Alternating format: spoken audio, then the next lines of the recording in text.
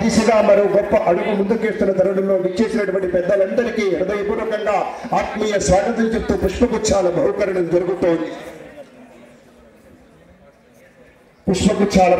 జరుగుతోంది. పెద్దలందరికీ కూడాను కష్టాల నుంచి సంఘర్షణకు ముగింపు చెబుతూ ఎన్నో సంవత్సరాల కృషికి అహర్నిశ శ్రమకు తల్లిదండ్రుల ఆశయాలకు ఇవాళ న్యాయం జరుగుతున్న నేపథ్యంలో ఉద్యోగం వచ్చిందంటే మిత్రులారా ఆత్మగౌరవం ఆత్మవిశ్వాసం పెరిగినట్లే. ఆ మేరకు గౌరవ సువర్ణ హస్తాలతోటి తెలంగాణ రాష్ట్ర ప్రభుత్వం సగర్భంగా నిర్వహిస్తున్నటువంటి కొలువుల పండుగలో దీపం వెలిగించి కార్యక్రమాన్ని లాంఛనంగా ప్రారంభిస్తూ ఉన్నారు ముఖ్యమంత్రి వర్యులు, ఇతర అతిథి దేవుళ్ళు.